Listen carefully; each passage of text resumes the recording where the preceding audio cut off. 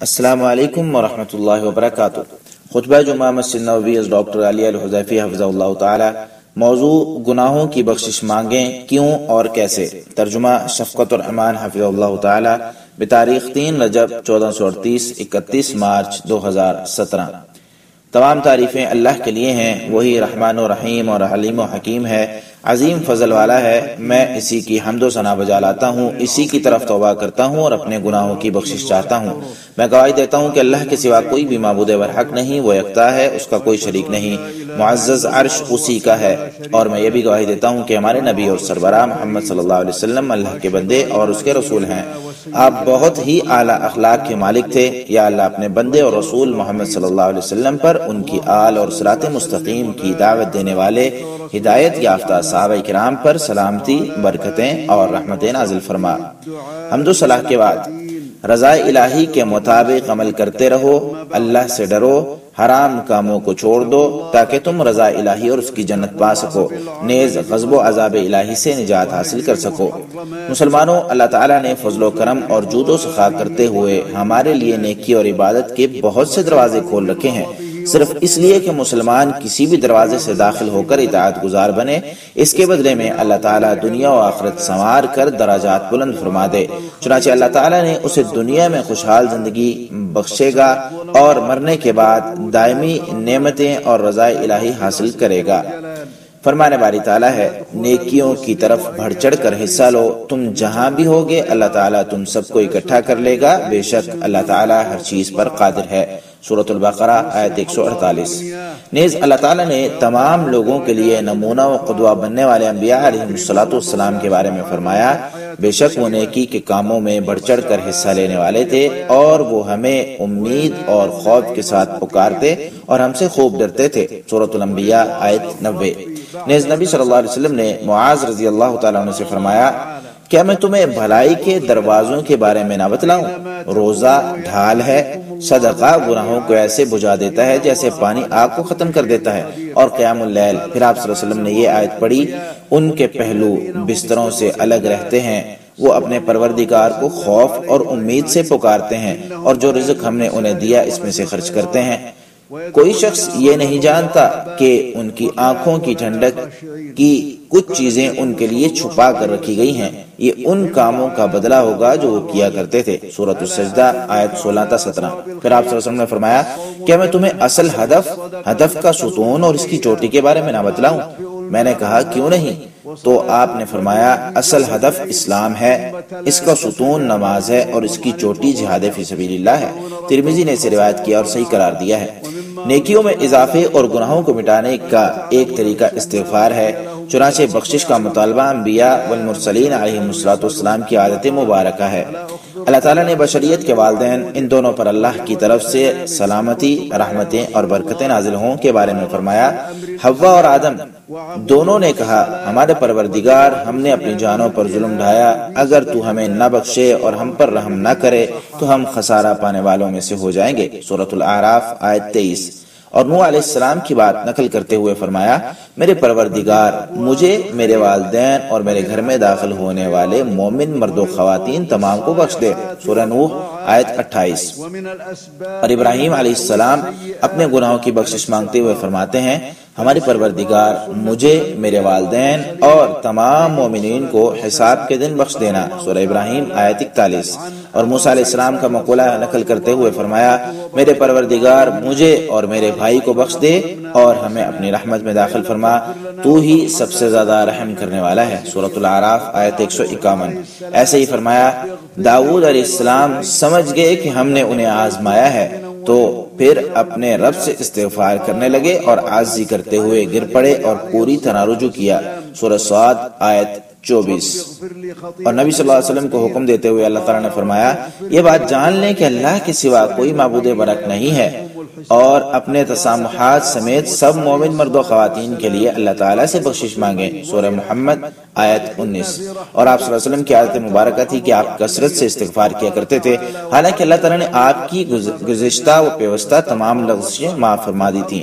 چنانچہ ابن عمر رضی اللہ تعالیٰ عنہ کہتے ہیں کہ ہم رسول اللہ صلی اللہ علیہ وسلم کی ایک ہی مجلس میں 100 سے زیادہ مرتبہ استغفار کے یہ الفاظ شمار کر لیتے تھے: رب اغفر لی وتب علی انک انت التواب الرحیم۔ ابو داؤد، ترمذی اور نے اسے روایت کیا اور ترمذی نے اسے حسن قرار دیا ہے۔ اور عائشہ رضی اللہ تعالیٰ عنہ سے مروی ہے کہ رسول اللہ صلی اللہ علیہ وسلم وفات سے پہلے اکثر اوقات یہ فرمایا کرتے تھے: سبحان اللہ وبحمدہ استغفر اللہ واتوب الیہ۔ اللہ اپنی حمد کے ساتھ پاک ہے، میں اللہ سے مغفرت کا طالب ہوں اور اسی کی طرف رجوع کرتا ہوں۔ بخاری و مسلم۔ ابو ہریرہ رضی اللہ تعالیٰ عنہ سے مروی ہے، وہ کہتے ہیں کہ میں نے رسول اللہ صلی اللہ علیہ وسلم سے زیادہ کسی کو استغفر اللہ واتوب الیہ کہتے ہوئے نہیں سنا۔ نسائی۔ آپ صلی اللہ علیہ وسلم نماز کا سلام پھیرنے کے بعد 3 بار کہا کرتے تھے: استغفر اللہ، میں اللہ سے مغفرت کا طالب ہوں۔ مسلم نے اسے ثوبان رضی اللہ تعالیٰ عنہ سے روایت کیا ہے۔ اس کے بعد نماز کے بعد والے اذکار فرماتے: استغفار نیک لوگوں کی عادت، متقی لوگوں کا عمل اور مومنوں کا اوڑھنا بچھونا ہے۔ اللہ تعالیٰ نے انہی کی بات نقل کرتے ہوئے فرمایا: ہمارے پروردگار ہمارے گناہ بخش دے اور ہماری برائیاں مٹا دے اور ہمیں نیک لوگوں کے ساتھ موت دینا۔ سورہ آل عمران آیت 193۔ اسی طرح فرمایا، وہ کہتے ہیں کہ اے ہمارے پروردگار، ہم ایمان لا چکے ہیں، اس لیے ہمارے گناہ معاف فرما اور ہمیں آگ کے عذاب سے بچا۔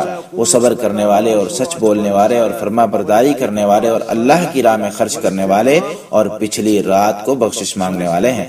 سورہ آل عمران آیت 16-17۔ حسن بصری رحمہ اللہ اس آیت کی تفسیر میں کہتے ہیں: مومنین اپنی رات کی نماز اتنی لمبی کرتے ہیں کہ سحری کا وقت شروع ہو جائے اور پھر نماز کے فوری بعد سحری کے وقت میں اللہ تعالیٰ سے اپنے گناہوں کی بخشش مانگتے ہیں۔ ایسے ہی فرمایا، ایسے لوگوں سے جب کوئی برا کام ہو جاتا ہے تو وہ اپنے آپ پر ظلم کر بیٹھتے ہیں تو فوراً انہیں اللہ یاد آ جاتا ہے اور وہ اپنے گناہوں کی معافی مانگنے لگتے ہیں۔ اللہ کے سوا کون ہے جو گناہ معاف کر سکے؟ وہ دیدہ دانستہ اپنے کیے پر اصرار نہیں کرتے۔ سورہ آل عمران آیت 135۔ ابن رجب رحمہ اللہ کہتے ہیں، گناہوں سے استغفار کا مطلب یہ ہے کہ گناہوں کا مٹانے کا مطالبہ اللہ تعالی سے کیا جائے۔ انسان کو استغفار کی بہت زیادہ ضرورت ہے کیونکہ انسان دن رات گناہوں میں ملوث رہتا ہے، اور قرآن مجید میں توبہ و استغفار کا ذکر بار بار آیا ہے۔ نیز انسان کو کثرت سے استغفار کی ترغیب بھی دلائی گئی ہے۔ اللہ تعالیٰ سے گناہوں کی بخشش طلب کرنے پر اللہ تعالیٰ کی طرف سے اسے قبول کرنا اور گناہ بخش دینے کا وعدہ ہے۔ اسی طرح کسی مخصوص گناہ سے توبہ کرنے کی بھی شرعاً اجازت ہے، کیونکہ نبی صلی اللہ علیہ وسلم کا فرمان ہے، جب انسان کوئی گناہ کر لے اور پھر کہے یا اللہ مجھ سے گناہ ہو گیا تو میرا گناہ معاف کر دے، تو اللہ تعالیٰ فرماتا ہے میرے بندے کو معلوم ہے کہ اس کا رب گناہ بخشتا بھی ہے اور ان پر پکڑتا بھی ہے، میں نے اپنے بندے کو معاف کیا۔ بخاری و مسلم نے ابو ہریرہ رضی اللہ تعالیٰ عنہ سے اسے روایت کیا ہے۔ اسی طرح مطلق طور پر گناہوں کی بخشش مانگنا بھی شرعی طور پر درست ہے، چنانچہ اس کے لیے رب اغفر لی وارحمنی کہہ سکتا ہے، کیونکہ اللہ تعالیٰ نے حکم دیتے ہوئے فرمایا وقل رب اغفر وارحم وانت خیر الراحمین، آپ کہہ دیں میرے پروردگار مجھے بخش دے اور رحم فرما، تو ہی سب سے زیادہ رحم کرنے والا ہے۔ سورۃ المؤمنون آیت 118۔ اور نبی صلی اللہ علیہ وسلم نے نو مسلم افراد کو دعا کرنے کے لیے مخصوص الفاظ سکھاتے ہوئے فرمایا اللہم اغفر لی وارحمنی واہدنی وعافنی وارزقنی، میرے پروردگار مجھے بخش دے، مجھ پر رحم فرما، مجھے ہدایت، عافیت اور رزق سے نواز۔ اسے مسلم نے طارق بن اشیم رضی اللہ تعالیٰ عنہ سے روایت کیا ہے۔ اسی طرح انسان اپنے سارے گناہوں کی بخشش بھی اللہ تعالیٰ سے مانگ سکتا ہے، چاہے اسے اپنے گناہ یاد ہوں یا نہ ہوں، کیونکہ انسان بہت سے گناہ کر کے بھول جاتا ہے، لیکن اللہ تعالیٰ کو بندے کے سب گناہ یاد رہتے ہیں اور انہی کی بنیاد پر بندے کا محاسبہ بھی ہوگا۔ چنانچہ ابو موسیٰ رضی اللہ تعالیٰ عنہ کہتے ہیں کہ نبی کریم صلی اللہ علیہ وسلم عام طور پر دعا مانگا کرتے تھے اللہم اغفر لی خطیئتی وجہلی واسرافی فی امری وما انت اعلم به منی اللہم اغفر لی جدی وہزلی وخطئی وعمدی وکل ذالک عندی اللهم اغفر لي ما قدمت وما أخرت وما أسررت وما أعلنت وما أنت أعلم به مني أنت المقدم وأنت المؤخر وأنت على كل شيء قدير۔ میرے پروردگار، میرے گناہ اپنے بارے میں جہالت و زیادتی سمیت ان تمام گناہوں کو بھی بخش دے جنہیں تو مجھ سے بھی زیادہ جانتا ہے۔ یا اللہ میرے سنجیدہ و غیر سنجیدہ، سمجھ اور نہ سمجھ والے سب گناہ بخش دے۔ میرے گناہوں میں یہ سب اقسام موجود ہیں۔ یا اللہ میرے گزشتہ پیوستہ خفیہ اعلانیہ اور جنہیں تو مجھ سے بھی زیادہ جانتا ہے سب گناہ معاف فرما دے۔ تو ہی آگے بڑھانے اور پیچھے کرنے والا ہے اور تو ہر چیز پر قادر ہے۔ بخاری و مسلم۔ اور نبی صلی اللہ علیہ وسلم کا فرمان ہے کہ اس امت میں شرک چیونٹی کے رینگنے سے بھی زیادہ مخفی انداز میں سرایت کرے گا۔ تو اس پر ابو بکر رضی اللہ تعالی عنہ نے استفسار کیا، اس سے خلاصی کا ذریعہ کیا ہے؟ تو رسول اللہ صلی اللہ علیہ وسلم نے انہیں دعا سکھائی، اللہم انی اعوذ بک ان اشرک بک شیئا وانا اعلم وَأَسْتَغْفِرُكَ مِنَ الذَّنْبِ الَّذِي لَا أَعْلَمُ۔ یا اللہ میں جان بوجھ کر تیرے ساتھ کسی کو شریک بنانے سے تیری پناہ چاہتا ہوں اور ان گناہوں کی بخشش چاہتا ہوں جو میرے علم میں نہیں ہیں۔ ابن حبان نے اسے ابو بکر رضی اللہ تعالیٰ عنہ سے روایت کیا ہے، جبکہ امام احمد نے ابو موسیٰ رضی اللہ تعالیٰ عنہ سے روایت کیا ہے۔ ابو ہریرہ رضی اللہ تعالیٰ عنہ کہتے ہیں کہ نبی کریم صلی اللہ علیہ وسلم عام طور پر دعا میں کہا کرتے تھے، اللہم اغفر لی ذنبی کلہ دقہ وجلہ خطأہ وعمدہ سرہ وعلانیتہ اولہ وآخرہ۔ یا اللہ میرے چھوٹے بڑے عمدن خطأن خفیہ اعلانیہ ابتدا سے لے کر انتہا تک سب گناہ بخش دے۔ مسلم ابو داود۔ چنانچہ اگر کوئی شخص اللہ تعالیٰ سے اپنے تمام گناہ جنہیں جانتا ہے یا نہیں جانتا سب کی بخشش مانگے تو اسے بہت بڑی بات کی توفیق مل گئی۔ گناہوں کی بخشش کے لیے انسان کی طرف سے کی جانے والی دعا اخلاص، اصرار، گڑ گڑانے اور اللہ کے سامنے عاجزی و انکساری کے اظہار پر مشتمل ہوتی ہے۔ نیز اس میں گناہوں سے توبہ بھی شامل ہے اور اللہ تعالیٰ سے توبہ مانگنا بھی استغفار ہی کی ایک شکل ہے۔ چنانچہ یہ تمام امور استغفار اور توبہ کے ضمن میں آتے ہیں، لہٰذا مذکورہ الفاظ الگ الگ ذکر ہوں تو تمام معانی ان میں یکجا ہو جاتے ہیں، اور جب یہ الفاظ یکجا ہوں تو استغفار کا مطلب یہ ہوگا کہ گناہوں اور ان کے اثرات کے خاتمے، ماضی میں کیے ہوئے گناہوں کے شر سے تحفظ اور گناہوں پر پردہ پوشی طلب کی جائے۔ جبکہ توبہ کے مفہوم میں گناہ چھوڑ کر اللہ کی طرف رجوع، گناہوں کے خطرات سے مستقبل میں تحفظ اور آئندہ گناہ نہ کرنے کا عزم شامل ہے۔ اللہ تعالیٰ نے توبہ اور استغفار کو اپنے اس فرمان میں یکجا فرمایا ہے، اپنے رب سے مغفرت مانگو پھر اس کی طرف پلٹ آؤ تو وہ تمہیں ایک معین مدت تک اچھا فائدہ دے گا اور ہر فضل والے کو اس کا فضل دے گا، اور اگر تم پھر گئے تو یقیناً میں تمہیں بڑے دن کے عذاب سے ڈراتا ہوں۔ سورہ ہود آیت 3۔ اس کے علاوہ دیگر آیات بھی ہیں۔ نبی صلی اللہ علیہ وسلم کا فرمان ہے، لوگوں اپنے رب کی طرف رجوع کرو اور اس سے اپنے گناہوں کی بخشش مانگو کیونکہ میں ایک دن میں 100 بار توبہ استغفار کرتا ہوں۔ نسائی نے اسے اغر مزنی رضی اللہ تعالیٰ عنہ سے روایت کیا ہے۔ انسان کو ہر وقت استغفار کی سخت ضرورت رہتی ہے، خصوصاً دور حاضر میں، کیونکہ اس وقت گناہوں اور فتنوں کی بھرمار ہے۔ نیز استغفار دنیاوی اور اخروی زندگی میں کامیابی کا ضامن بھی ہے۔ چنانچہ استغفار خیر و بھلائی کا دروازہ اور تکالیف و مصائب ٹالنے کا باعث ہے۔ پوری امت کو بحیثیت کل دائمی طور پر استغفار کرنے کی ضرورت ہے تاکہ پوری امت پر نازل شدہ آفات اور تکالیف ٹل جائیں، نیز آنے والی مصیبتوں سے تحفظ حاصل ہو۔ استغفار سے وہی شخص غافل ہوتا ہے جو استغفار کے فوائد و برکات سے نابلد ہو، حالانکہ قرآن و سنت استغفار کے فضائل سے بھرپور ہیں۔ صالح علیہ السلام کے بارے میں فرمان باری تعالیٰ ہے، صالح نے کہا، میری قوم کے لوگوں تم بھلائی سے پیشتر برائی کو کیوں جلدی طلب کرتے ہو؟ تم اللہ سے بخشش کیوں نہیں طلب کرتے تاکہ تم پر رحم کیا جائے؟ سورۃ النمل آیت 46۔ استغفار کی وجہ سے امت پر رحمت نازل ہوگی۔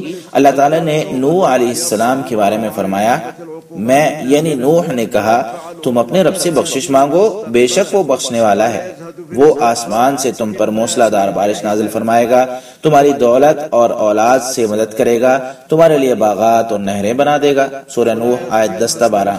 اور ہود علیہ السلام کی دعوت ذکر کرتے ہوئے فرمایا، میری قوم تم اپنے رب سے بخشش مانگو اور اسی کی طرف رجوع کرو، وہ تم پر موسلا دار بارش نازل کرے گا اور تمہاری موجودہ قوت میں اضافہ فرمائے گا، اس لیے تم مجرم بن کر روگردانی مت کرو۔ سورہ ہود آیت 52۔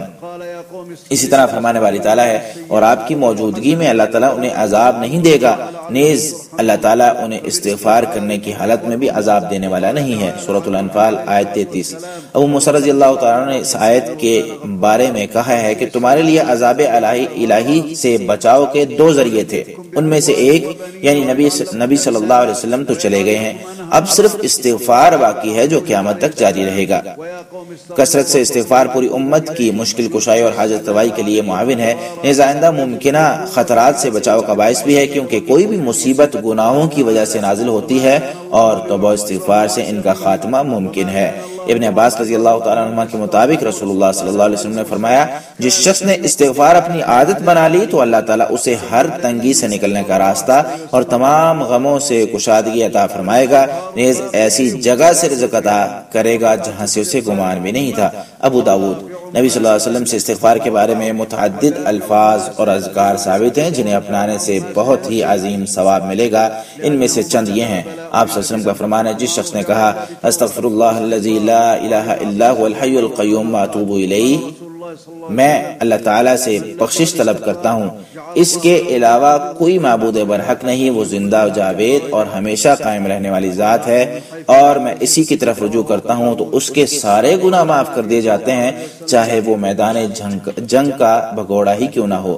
ابو داؤد، ترمذی نے اسے روایت کیا اور حاکم نے کہا یہ حدیث بخاری و مسلم کی شرط پر صحیح ہے۔ ابو سعید خدری رضی اللہ تعالیٰ عنہ سے مروی ہے کہ آپ صلی اللہ علیہ وسلم نے فرمایا، جس شخص نے بستر پر لیٹتے وقت 3 بار کہا استغفر اللہ الذی لا الہ الا هو الحی القیوم واتوب الیہ، تو اس کے سارے گناہ معاف کر دیے جاتے ہیں، چاہے سمندر کی جھاگ کے برابر ہوں۔ ترمذی۔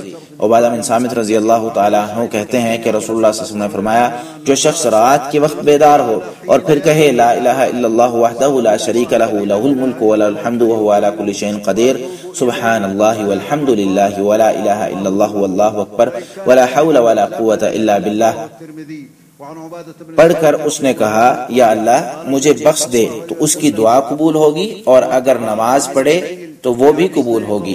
بخاری۔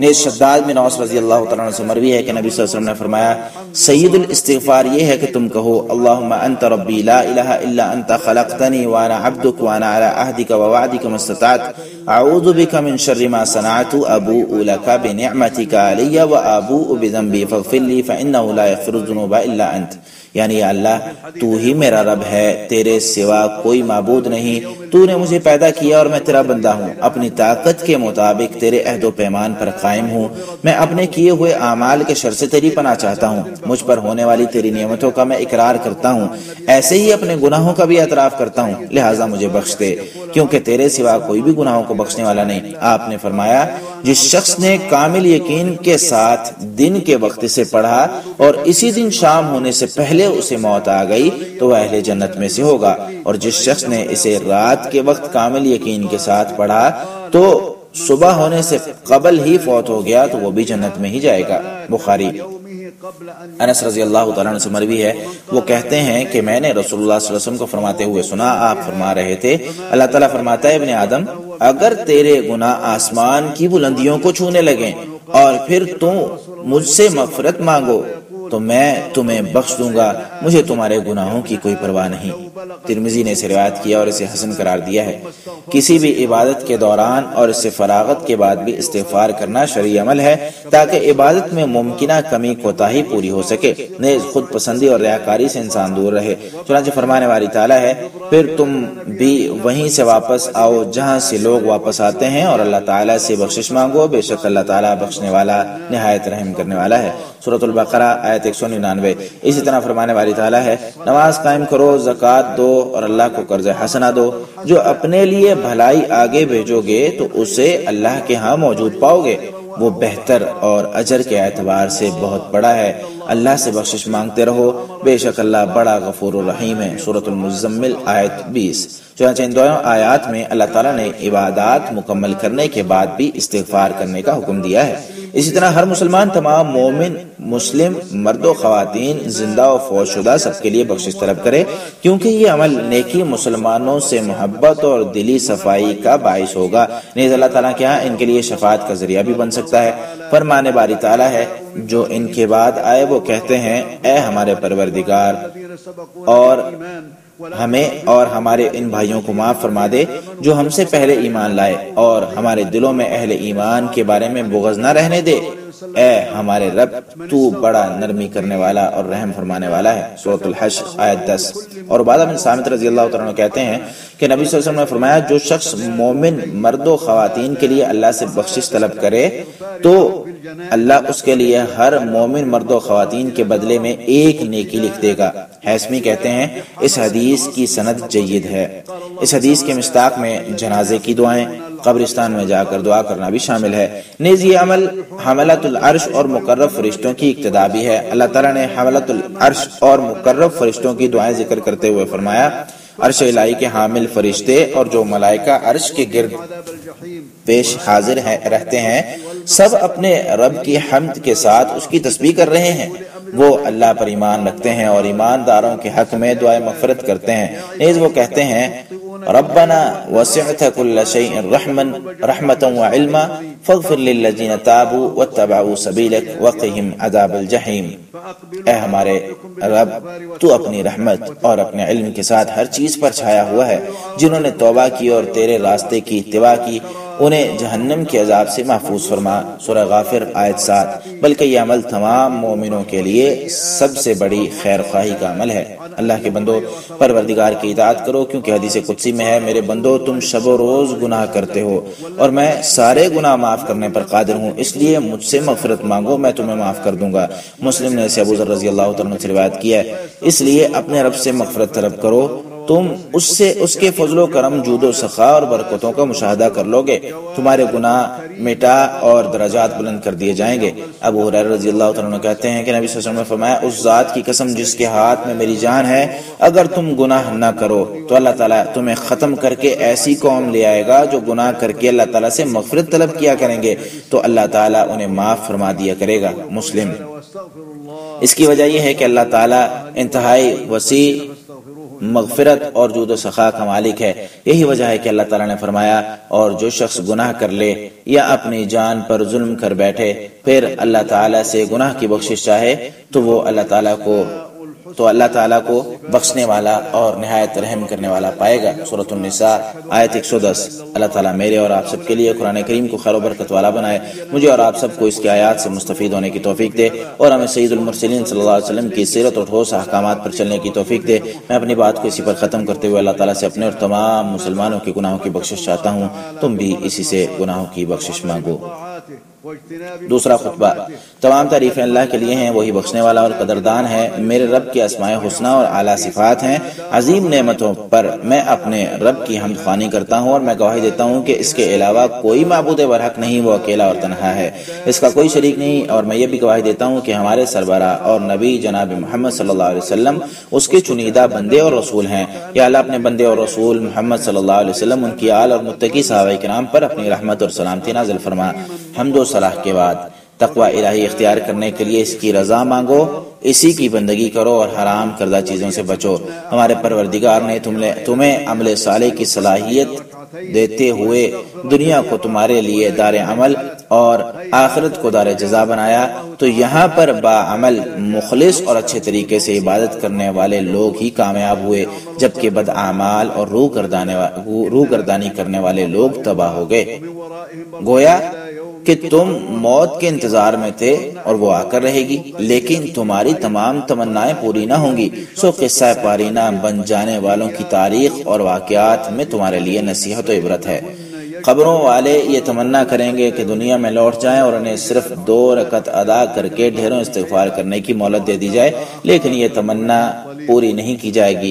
فرمان باری تعالیٰ ہے سورۃ المؤمنون آیت 99 تا 100 میں۔ اس لیے یہاں پر کسی بھی چھوٹی سی نیکی یا برائی کو معمولی مت سمجھیں۔ ایک حدیث میں ہے کہ چھوٹے گناہوں کو معمولی مت سمجھو، کیونکہ یہ چھوٹے چھوٹے گناہ جمع ہو کر انسان کو ہلاک کر دیتے ہیں۔ اور اسی طرح ایک حدیث میں بھی ہے کہ کسی بھی نیکی کو حقیر مت جانو، چاہے وہ نیکی اپنے بھائی سے خندہ پیشانی کے ساتھ ملنے پر مشتمل کیوں نہ ہو۔ اللہ کے بندو، یقیناً اللہ اور اس کے فرشتے نبی پر درود بھیجتے ہیں، اے ایمان والو تم بھی ان پر درود و سلام پڑھا کرو۔ سورۃ العذاب آیت 56۔ آپ صلی اللہ علیہ وسلم کا فرمان ہے، جو شخص مجھ پر ایک بار درود پڑھے اللہ اس پر 10 رحمتیں نازل فرماتا ہے۔ اس لیے سید الاولین والآخرین اور امام المرسلین پر درود و سلام پڑھو۔ اللہم صلی علی محمد وعلی آل محمد کما صلیت علی ابراہیم وعلی آل ابراہیم انک حمید مجید۔ اللہم بارک علی محمد وعلی آل محمد کما بارکت علی ابراہیم وعلی آل ابراہیم انک حمید مجید وسلم تسلیما کثیرا۔ یا اللہ تمام صحابہ کرام سے راضی ہو جا، یا اللہ ہدایت یافتہ خلفائے راشدین ابوبکر عمر عثمان علی اور تمام صحابہ کرام رضی اللہ عنہم سے راضی ہو جا، تابعین کرام اور قیامت تک ان کے نقش قدم پر چلنے والے تمام لوگوں سے راضی ہو جا۔ یا اللہ ان کے ساتھ ساتھ اپنی رحمت و سخاوت اور کرم کے صدقے ہم سے بھی راضی ہو جا یا اکرم الاکرمین۔ یا اللہ اسلام اور مسلمانوں کو غالب فرما، یا اللہ اسلام اور مسلمانوں کو غالب فرما، یا اللہ اسلام اور مسلمانوں کو غالب فرما، کفر اور تمام کفار کو ذلیل کر دے یا رب العالمین۔ یا اللہ کفر اور تمام کفار کو ذلیل کر دے، شرک اور مشرکوں کو بھی ذلیل و رسوا فرما۔ یا اللہ قیامت کی دیواروں تک بدعات کو مٹا دے یا ذل جلال والاکرام۔ یا اللہ تیرے پسندیدہ دین کو تمام ادیان پر غالب فرما یا ذل جلال والاکرام یا ارحم الراحمین۔ یا اللہ ہمیں مرتے دم تک اپنی رحمت کے صدقے تیرے رسول صلی اللہ علیہ وسلم کی سنت پر کاربند فرما، اور آخری سانسوں کے وقت تو ہی ہم سے راضی ہونا یا ارحم الراحمین۔ یا اللہ مقروض لوگوں کے قرضے چکا دے، یا اللہ تمام مسلمانوں مقروضوں کے قرضے چکا دے۔ یا اللہ تمام مسلمان مریضوں کو شفایا فرما، یا اللہ تمام مسلمان مریضوں کو شفایا فرما، یا اللہ تمام مسلمان مریضوں کو شفایا فرما۔ یا اللہ اپنے رحمت کے صدقے تمام مسلمان اور مومن مرد و خواتین کے تمام معاملات سدھار دے یا ارحم الراحمین۔ یا اللہ مسلمانوں کے دلوں میں الفت پیدا فرما، یا اللہ مسلمانوں کی تنگیاں اور سختیاں مٹا دے، یا اللہ مسلمانوں کی مصیبتیں ختم فرما۔ یا اللہ پوری دنیا میں مسلمانوں کی ہلاکت کا باعث بننے والی تمام چیزوں کا خاتمہ فرما دے یا رب العالمین۔ یا اللہ تمام مسلمانوں کو حق پر یکجا فرما دے، بے شک تو ہر چیز پر قادر ہے۔ یا اللہ ہم تمام مسلمانوں کو دین کی سمجھ عطا فرما یا ارحم الراحمین۔ یا اللہ ہمیں اور ہماری اولاد کو شیطان اور شیطانی چیلوں اور شیطانی لشکروں سے محفوظ رکھ۔ یا اللہ مسلمانوں کو شیطانی چیلوں اور شیطانی لشکروں سے محفوظ رکھ، بے شک تو ہر چیز پر قادر ہے۔ یا اللہ تمام مسلمان مرد و خواتین کی بخشش فرما، یا اللہ تمام مسلمان مرد و خواتین کی بخشش فرما، یا اللہ تمام مومن مرد و خواتین کی بخشش فرما۔ یا اللہ اپنی رحمت کے صدقے فوت شدہ اور زندہ تمام مسلمانوں کی مغفرت فرما یا ارحم الراحمین۔ یا اللہ مسلمانوں کی قبروں کو منور فرما یا ذل جلال والاکرام۔ یا اللہ تمام مسلمانوں کے معاملات آسان فرما دے، بے شک تو ہر چیز پر قادر ہے۔ یا اللہ ہمارے فوجیوں کی حفاظت فرما، یا اللہ ہمارے فوجیوں کی حفاظت فرما۔ یا اللہ ہماری سرحدوں کو محفوظ بنا یا رب العالمین۔ یا اللہ ہماری دھرتی کو کسی بھی قسم کی منفی سرگرمیوں سے محفوظ فرما، بے شک تو ہر چیز پر قادر ہے۔ یا اللہ ہماری توبہ قبول فرما، بے شک تو توبہ قبول کرنے والا ہے اور نہایت رحم کرنے والا ہے۔ یا اللہ خادم حرمین شریفین کو اپنے پسندیدہ کام کرنے کی توفیق دے، یا اللہ ان کی تیری مرضی کے مطابق رہنمائی فرما اور ان کے تمام اعمال تیری رضا کے لیے قبول فرما۔ یا اللہ ہر اچھے نیکی کے کام کی انہیں توفیق دے۔ یا اللہ دونوں نائبوں کو تیرے پسندیدہ کام کرنے کی توفیق عطا فرما اور ایسے کام کرنے کی توفیق دے جس میں اسلام اور مسلمانوں کی بھلائی اور خیر ہو، بے شک تو ہر چیز پر قادر ہے۔ یا اللہ دنیا اور آخرت میں بھلائی سے نواز اور ہمیں آگ کے عذاب سے محفوظ فرما۔ اللہ کے بندو، اللہ تمہیں عدل و احسان اور قریبی رشتہ داروں کو دینے کا حکم دیتا ہے اور تمہیں فحاشی برائی اور سرکشی سے روکتا ہے۔ اللہ تعالیٰ تمہیں واعظ کرتا ہے تاکہ تم نصیحت پکڑو۔ سورۃ النحل آیت 90۔ اللہ تعالیٰ کا ڈھیروں ذکر کرو، صبح و شام اسی کی تسبیحات بیان کرو، اللہ کا کثرت سے ذکر کرو، اس کی نعمتوں پر شکر ادا کرو، وہ تمہیں اور زیادہ عنایت کرے گا۔ اللہ کا ذکر بہت بڑی عبادت ہے اور اللہ تعالیٰ تمہارے تمام کاموں سے باخبر ہے۔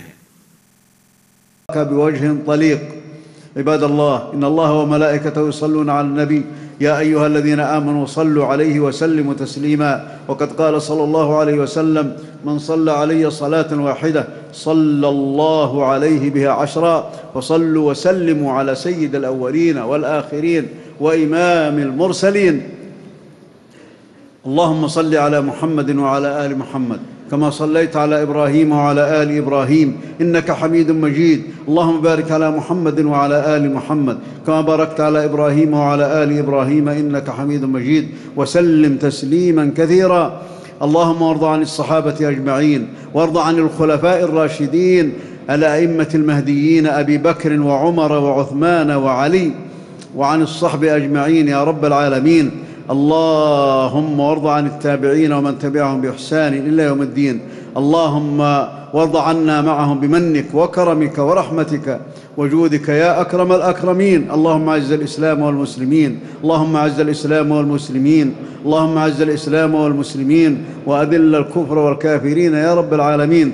اللهم أذل الكفر والكافرين والشرك والمشركين، وأذل البدع إلى يوم الدين يا ذا الجلال والإكرام. اللهم أظهر دينك الذي ارتضيته لنفسك على الدين كله يا ذا الجلال والإكرام ويا أرحم الراحمين. اللهم اجعلنا من المتمسكين بسنة رسولك صلى الله عليه وسلم حتى تتوفانا وأنت راض عنا برحمتك يا أرحم الراحمين. اللهم اقض الدين عن المدينين، اللهم اقض الدين عن المدينين من المسلمين. اللهم واشف مرضانا ومرضى المسلمين، اللهم واشف مرضانا ومرضى المسلمين، اللهم واشف مرضانا ومرضى المسلمين. اللهم تولى أمر كل مؤمن ومؤمنة وأمر كل مسلم ومسلمة برحمتك يا أرحم الراحمين.